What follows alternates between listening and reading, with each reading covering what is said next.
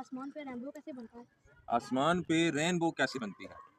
Rainbow को उर्दू में कहते हैं जी धनक, धनक कहते हैं या कोस कज़ा भी कहते हैं, कोस कज़ा या कोस कज़ा। और रेनबो कैसे बनती है? रेनबो में कितने कलर होते हैं? 7। वही 7 कलर जो मैंने आपको दिखाए थे प्रिज्म में से सूरज की रोशनी को गुजार के। आपने देखा था? तो ये देखें, जब मैं इसमें से सूरज की रोशनी गुजारता हूँ, ये देखें, नजर आ रहा है आपको? रंग दिखाई दे रहे हैं कि जब हमने प्रिज्म में से सूरज की रोशनी को गुजारा तो सूरज की रोशनी 7 रंगों में तकसीम हो गई थी। देखा था आपने? देखा था कि नहीं? हाँ। अब आपने पूछा कि आसमान में ये जो 7 रंग हैं रोशनी के, ये कैसे बनते हैं? आसमान में कोई प्रिज्म है? हमारे पास तो प्रिज्म था जिससे हमने रोशनी को 7 रंगों में तकसीम किया था।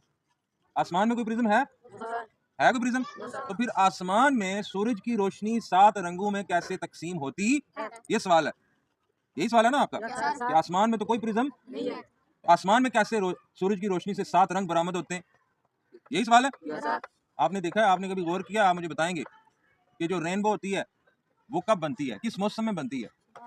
किस मौसम में? हाँ, बारिश के मौसम में। आपने देखा होगा बारिश के बाद जब सूरज निकलता तब रेनबो बनती है। आपने सोचा कि बारिश के बाद क्यों बनती है?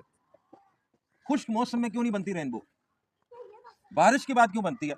क्योंकि बारिश के बाद बारिश के छोटे छोटे कतरे प्रिज्म जैसे छोटे छोटे हवा में रह जाते, हवा में मुअल्लक हो जाते हैं, सस्पेंड हो जाते हैं, लटक जाते। आइए समझ। और वो जो बारिश के पानी के कतरे हैं उनमें से जब सूरज की रोशनी, हाँ, तो वो कतरे क्या करते हैं? प्रिज्म का काम, और वो सूरज की रोशनी को 7 रंगों में तोड़, 7 रंगों में,